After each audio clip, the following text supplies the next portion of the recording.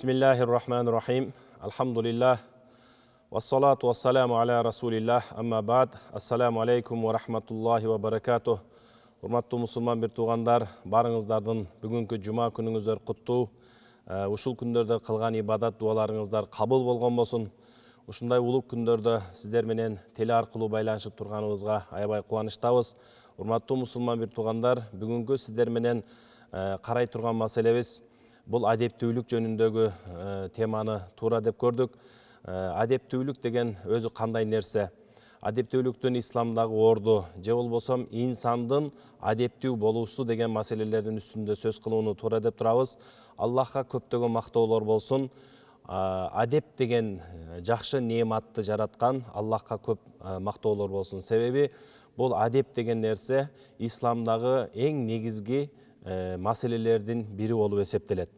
Адептүүлүк пенде менен Аллах Тааланын ортосунда болгон мамиледе, пенде менен сүйүктүү пайгамбарыбыз саллаллаху алейхи вассаламдын ортосунда болгон мамилелерде, жалпы эле пайгамбарларга, Аллахтан түшкөн китептерге болгон мамилелерде инсандын адептүүлүгү, же болбосо инсан менен коомдун ортосунда болгон мамилелердеги адептүүлүк, жада калса инсан жалгыз өзү калганда дагы кандай бир деңгээлде адептүүлүк аны ээрчип, жана ошонун жакшы сыпаты болуп турууга тийиш болгон маселелер. Ушундай адептүүлүктү жараткан Аллах субханаху ва таалага көптөгөн мактоолор болсун. Албетте, жокоруда биз айткандай, адептүүлүк бул исламдагы эң негизги маселелердин бири деп айттык. Адептүүлүк эмне нерселерде болуш керек? Жокоруда биз атап өткөндөрдөн башка адам баласынын жашоосунда үй бүлөдөгү аял менен эркектин ортосундагы адептүү мамилелер, балдар менен, перзенттер менен ата эненин ортосунда, коом менен инсандын ортосунда, кошуна менен кошунанын ортосунда, кыскасы ар бир учурларда адептүүлүк эң чоң ролду ойнойт. Ошондой эле инсандын ар бир кыймыл аракетинде, сөзүндө, жасаган иштеринде бул адептүүлүк жокоруда айткандай эң негизги маселе. Мисалга алып карасак, мына суу ичүүдөгү адеп болот, тамактануунун адеби, уктау алдындагы, жатаар алдындагы адептер, билим алуунун адеби, же болбосо ден соолукка кароонун адеби, кыскасы бул жашообуздагы адам баласы аткара турган ар бир кыймыл аракеттин өзүнүн адептери бар экендиги бул биздин исламда мына 1400 жыл мурда ушу биздин сүйүктүү пайгамбарыбыз саллаллаху алейхи вассаламдын өзүнүн көрсөткөн бизге үлгүлүү хадистеринен баяндалып, ушул жөнүндөгү толук адептер биздин бүгүнкү күнгө чейин дин тануубузда өзүнүн жакшы пайдасын берип келаткан учур. Албетте, адеп деген биз мына бүгүнкү күндө маданий сөз менен айтканда, бул адеп бүгүнкү маданият. Бул адеп, бул кичипейилдик. Бул адеп ошол маданияттын эң чокусу боло турган нерсе. Маданиятты биз бүгүн канча жылдар бою окуп, биздин мына светтик илим таануучулар, философтор, академиктер ушу маданият жөнүндө канча агартуу иштерини, эмгек иштерини жазып, ошону коомчулукка таратып, ошонун негизинде маданияттуулукту, үлгүлүүлүктү биз үйрөнүп аткан болсок, бул биздин жокоруда айткан академик профессорлорго чейин эле, философторго чейин эле биздин сүйүктүү пайгамбарыбыз саллаллаху алейхи вассаламдын алып келген, бизге Аллах тараптан берилген касиеттүү ислам динибиздин өзү эң негизги көрсөткүчү, эң негизги негизи, булагы бул өзү адеп болгон. Биз бүгүн сөз кылып аткан адеп ушу маданияттуулук экендигини, мындай экөө бир нерсе экендигини белгилеп айтып коюуну туура деп көрүп турабыз. Ошондуктан, урматтуу мусулман бир туугандар, бул адепке байланышкан маселе исламда аябай терең, өтө кенен айтылган маселелер болуп эсептелет. Себеби биз жокоруда дагы айтып өттүк, адеп деген биринчиден Аллах менен пенденин ортосунда, Пайгамбар саллаллаху алейхи вассалам менен үммөттүн ортосунда, коом менен жеке инсандын ортосунда, же болбосо жеке инсан өзү жалгыз калган учурда, ошондой эле үй бүлөдөгү достордун арасындагы, бир туугандардын арасындагы адептер. Анын ичинде дагы ар бир инсан өзү кыймыл аракет кылып жасаган учурдагы тамактануунун адеби, билим алуунун адеби, ушуга окшогон толкон токой кыймыл аракеттеги адептер бул жокоруда айткандай исламдын эң негизги бөлүгү болуп эсептелет. Ошондуктан урматтуу мусулман бир туугандар, бүгүн мына мисал катары бул адепти көп маанилүү, көп темалуу деп айттык. Мисал катары мына айтып өтсөк, мына билим алуу, илим деген маселедеги адеп кандай болуш керек десе, мына арабтарда ушундай сөз бар. Ал илму шажарун вал адабу самарун. Фаин лам якун шажарун кайфа якуну самарун дейт. Илим деген бул бир мөмө. Илим деген мөмө болсо, адеп анын дарагы дейт. Эгер дарак болбосо, мөмө кайдан болот дейт. Ошо мына карасаңыздар, кандай бул мындай бир философиялык сөз, өтө терең маанилүү сөз. Илим алуу ар бир адамдын колунан келип, ар бир адам илимдүү болуп кетиши мүмкүн экен. Бирок адеп ошол илимдин дарагы дейт.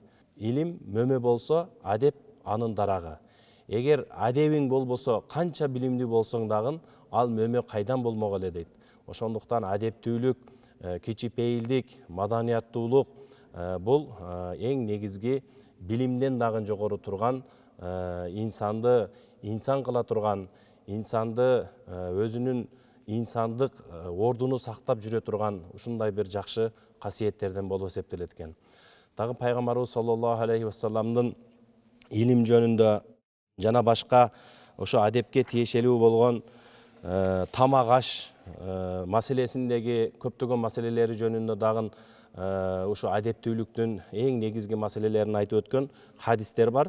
Кудай буйрса, азыр сиздер менен ошо тамактануунун исламдагы адептери жөнүндө сөз кылабыз. Пайгамбарыбыз саллаллаху алейхи вассалам өзүнүн мубарак хадисинде айтат: Ибн Аби Саламата разияллаху анху кала кунту гулама фи хижри Расулилlah саллаллаху алейхи вассалам ва канат яди татишу сохфати. Факала ли Расулуллах саллаллаху алейхи вассалам: я гулам, самма Аллах, ва кулу би яминик, ва кулу мимма ялик. Мына пайгамбарыбыз саллаллаху алейхи вассаламдан Умар ибн Аби Салама разияллаху анху риваят кылган хадисте айтат: бул киши өзү пайгамбарыбыздын үйүндө чоңойгон. Мен жаш бала элем, пайгамбардын үйүндө чоңойгон жаш бала элем. Мен колум бир ушул тамактар салынган тарелкага ушундай колум барып атканда, пайгамбарыбыз мага карап: эй балам, биринчиден тамактануунун астында сен бисмиллахир рахманир рахим деп айткын. Жана оң колуң менен тамак жегин. Тамакты оң колуң менен жегин. Жана өзүңө эң жакын болгон жерден тамак жегин деп пайгамбарыбыз айткан дейт. Мына ушул тамактануунун эң негизги адеби ушул үч нерседе турат. Эң биринчиси, тамактанууну баштап тамактанайын деп тамак отурган киши бисмиллахир рахманир рахим деп айтуусу бул адептен. Ал эми ошол эле учурда, тамактанып жаткан учурда оң кол менен тамактануу бул да адептен экен. Жана ошо тамактануунун дагы бир адеби, ошо тамактанып жаткан учурда тамак кайсы жери сага жакын болуп турган болсо, ошол жерден алып жеш, бул дагы тамактануунун адептеринен болуп эсептелет. Ал эми тамактануудун астында колду жуу, же тамак жеп бүткөндөн кийин колду жуу, же тамак жеп бүткөндөн кийин алхамдулиллахи аля кулли хал деп Аллахка хамд айтуу, албетте бул сүннөт амалдардан болуп эсептелет. Пайгамбарыбыз саллаллаху алейхи вассалам экинчи бир хадисте айтат: Кала Расулуллах саллаллаху алейхи вассалам: Иза акала ахадукум тааман фалякул бисмиллахир рахманир рахим. Фа ин наса фи аввалихи фалякул бисмиллахи фи аввалихи ва ахирихи. Мына пайгамбарыбыздын дагы бир биз үммөттөргө эң кандай жакшы жеңилдиктер.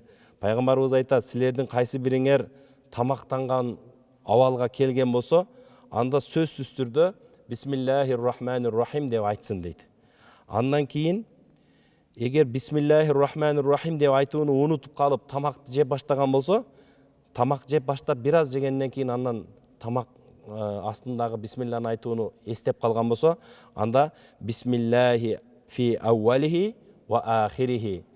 Аллахтын аты менен баштаймын, ушу тамактануумдун астында дагын, акырында дагын деп айтып койсоңор, ошол кифая кылат бисмилла айтканга дейт. Мына экинчи дагы бир маселе, ошо тамактануунун астында сөзсүз түрдө бисмилланы айтып, эгер унутуп калган болсок, бисмиллахи фи аувалихи ва ахирихи деп айтууну пайгамбарыбыз бизге осуят кылып жатат, урматтуу мусулман бир туугандар. Дагы бир хадисте пайгамбарыбыз саллаллаху алейхи ва саллям айтат: "Ида акала ахадукум фальякул бияминих, ва ида шараба фальяшраб бияминих, фа инна шайтан якулу бишималихи ва яшрабу бишималихи." Пайгамбарыбыз саллаллаху алейхи ва саллям дагы бир хадисинде: "Эгер силердин бирөөңөр жегенди кааласаңар, тамак аш жешти кааласаңар, анда оң колуңар менен жегиле. Же бир нерсени ичүүнү кааласаңар, оң колуңар менен ичкиле. Себеби албетте шайтан сол колу менен жеп, сол колу менен ичет" дейт. Мына көрдүңүздөрбү, урматтуу мусулман бир туугандар? Оң кол менен жеп, оң кол менен ичиш бул тамактануунун адептери жана пайгамбарыбыз саллаллаху алейхи ва салламдын бизге көрсөткөн сүннөтү, бизге көрсөткөн үлгүсү экен. Тамактанганда, жегенде, ичкенде оң кол менен жеш бул мусулмандын адептеринен. Ал эми сол кол менен болсо, шайтан сол кол менен тамактанып, сол кол менен суусундук ичет экен. Эгер сол кол менен биз тамактанып, сол кол менен суусундук ичсек, анда шайтандын амалын туураган болуп калабыз. Ошондуктан оң кол менен тамактанып, оң кол менен суусундук ичкен эң туура болот экен. Дагы бир хадисте пайгамбарыбыз саллаллаху алейхи ва саллям өзүнүн дагы бир хадисинде: "Ла акалу муттакиян." Силер мындай жөлөнгөн абалда, жаткан абалда тамак жебегиле деп, ушу жаткан абалдагы тамак жештен кайтарган. Жөлөнгөн абалда же жаткан абалда тамак жеш бул пайгамбарыбыздын сүннөтүнө же болбосо тамактануунун адебине туура келбеген эле абал менен чектенбестен, мына бүгүнкү күндөгү медицинанын жаңылыгы дагы, медицинанын көз карашы дагы ушундай, жаткан абалда тамактануу бул ички органдарга дагы өзүнүн терс таасирини берет. Ошондой эле пайгамбарыбыз саллаллаху алейхи ва саллям ушу өзүнүн эң жакшы сыфаттарынан бири ушул эле. Пайгамбарыбыз саллаллаху алейхи ва саллям айтат: "Ма абан наби саллаллаху алейхи ва саллям тааман кат ин иштахаху акалаху ва илля таракаху." Бу жерде Абу Хурайра разияллаху анху риваят кылган хадисте Абу Хурайра айтат: пайгамбарыбыз саллаллаху алейхи ва саллям эч убакта астына келген тамакты айыптап, андан кемчилик таап, мунун тузу аз болуп калыптыр, же болбосо андай экен, мындай экен деп астына келген тамакты сыпаттабайт эле. Эгер ошол тамакты жегиси келсе, пайгамбарыбыз жеп алат эле. Эгер жегиси келбесе, аны жебей эле коет эле. Бирок тамак андай болуптур, же мындай болуптур деп ушул тамакты айыптабайт эле дейт. Мына ушу тамакты айыптап, тамактан бир кемчилик издеп аны айтуу дагы ошо адепсиздиктен болот экен. Тамактануунун адептериге жатпайт экен. Эгер тамак жакпай калса, анда жебей коюш керек. Жакса, жей бериш керек. Бирок тамакты антип биз андай болуптур, же мындай болуптур деп сындаганыбыз туура эмес болот экен. Мына ошого окшогон дагы толгон токой адепке тиешелүү маселелер бар, урматтуу мусулман бир туугандар. Мына бүгүнкү күндө мына Борбор шаарыбызда көбүнчө мындай коомдук транспорттар жүргөн учурларда же болбосо айдоочулардын арасында дагы толгон токой бир адепсиздик абалдарды көрүп, кээде ушундай ичиңден ызаланасың. Ушу адептүүлүктү, маданияттуулукту бизге үйрөткөн ага эжелер кайда экен, же болбосо мугалимдер кайда экен деп, же ата-энелер кайда экен деп кээде ызаланып кеткен учурлар кездешет. Мына айрыкча ушу Бишкек шаарында коомдук унааларда жүрүүдө биздин жаштарыбыз эле эмес, жалпы эле жүргүнчүлөрүбүз ушу унаада жүрүүнүн адебин сактай алып жатабызбы деген суроону койсок, ар бирибизге ушунун жообу өзү түшүнүктүү болуп турат да. Коомдук унаага чыкканда, мисалы үчүн, кайсы эле унаа болбосун, унаага чыкканда же эшиктен үйгө киргенде же үйдөн сыртка чыкканда сөзсүз түрдө оң бут менен биринчи кадам басып бисмиллахир рахманир рахим деп унаага чыгуу же үйгө кирүү же үйдөн чыгуу ушул адамдын кыймыл аракетинин адептериге кирет. Ал эми ошо коомдук унаада дагы инсан өзүнү бир адептүү кармап, ушу жанында турган кишилерге бир зыяны жетпей тургандай, ошол кишиден башка адам бир иренжибей тургандай, жада калса мындай бир өзүңдүн оозуңдан чыккан дем дагы экинчи кишиге жетпей тургандай, ушу денеңдин мүчөлөрү менен экинчи кишиге бир калакат бербей тургандай деңгээлде ушу коомдук унааларга түшүп чыгуу эрежелерин дагы ар бир ушу угуп жаткан инсандар өзүбүз аңдап түшүнүп, анан башкаларга дагы айтсак жакшы болот. Ошондой эле мына үйгө кирген чыккан учурда дагы ар бирибиз Кудайга шүгүр мына ишканаларга барабыз, же үйүбүзгө киребиз, же бир мекемелерге киребиз. Ошо кирген чыкканда дагы мусулмандын адеби бул сүннөт амалдардан болуп эсептелет. Оң бут менен кириш керек. Оң бут менен кирип, ошол жакта канча амалдар болсо аткарып, үйүңүздө болсо үйүңүздө болуп, анан чыгып атканда дагы оң бут менен үйдөн чыгып бисмиллахир рахманир рахим деген сөз менен ар бир ишибизди баштасак, Аллах Таала ошо иштин астына береке берет. Кайсы бир иш бисмиллахир рахманир рахим деп Аллахтын ысмы менен башталбаса, ал иштин акыры кесик деген пайгамбарыбыз. Ошондуктан ар бир кыймылыбызда бисмилланы айтып, оң бутубуз менен басып, тамактанганда оң колубуз менен тамактанып, дайыма бир жакшылыкты баштаганда оң жагынан баштасак, албетте бул биздин сүйүктүү пайгамбарыбыз саллаллаху алейхи вассалам бизге көрсөткөн өрнөгү, бизге көрсөткөн калтырган касиеттүү сүннөтү жана мусулмандык адептериден болуп эсептелет. Албетте бул адеп жөнүндөгү тема өтө кенен тема. Жогоруда сиздер менен баян кылганыбыздай, ар бир кыймылыбызда, ар бир жашоо шартыбызда бул кездеше турган ушундай бир касиеттүү тема. Ошондуктан урматтуу мусулман бир туугандар, бул жөнүндө кийинки дагы көрсөтүүлөрдө иншалла дагы башка бир амалдардын адептери жөнүндө, мисалы үчүн уктоонун адеби кандай, уйкудан туруунун адеби кандай, ибадаттын адеби кандай, тазалыктын адеби кандай деген маселелерде ушу адеп жөнүндө кийинки темаларда дагы сиздер менен бир кененирээк дагы маалыматтарды айтышабыз. Мына бүгүн сиздер менен иншалла тамактануунун адеби жөнүндөгү теманы кыскача баяндап өттүк. Ошондой эле мына илим алууда дагы илим деген нерсе бул мөмө болсо, ал эми адеп анын дарагы дегендей бир жакшы мындай бир макаланы айтып өттүк. Ошондуктан илим алып аткан учурда дагы урматтуу ахли илимдер, ушул нерсеге биз сөзсүз көңүл бөлүшүбүз керек. Адептүүлүк, кичипейилдүүлүк, маданияттуулук эң негизги орунда туруш керек. Биз канчалык аалым болсок, канчалык билимдүү болсок да, эгер адебибиз болбосо, ал илимибизден, ал билимибизден эч кандай пайда жок болуп калат. Себеби пайгамбарыбыз айтат: "Ал илму била амалин каш-шажари била самарин". Илим амалсыз болсо, анда ал бир нерсеге окшойт, ушундай бир даракка окшойт, мөмө салбаган даракка окшойт дейт. Ошон үчүн илим сөзсүз түрдө амалдуу жана адеп ахлактуу болсо, ал башкаларга мөмөлүү дарактай ийилип, мөмөлүү дарактай пайдасын берет. Баарыңыздарды Кудай Таалам өзүнүн хидаят туура жолунан адаштырбасын. Ар бирибизди, ар бир кыймыл аракетибизде жана мамилелерибизде, эң биринчиден Аллах менен, Расулу менен болгон мамилелерибизде, коом менен болгон мамилелерибизде, үй бүлөлүк, жамааттык мамилелерибизде, инсандык мамилелерибизде Кудай Таалам адептүүлөрдүн катарынан ажыратпасын. Ассаламу алейкум ва рахматуллахи ва баракатух.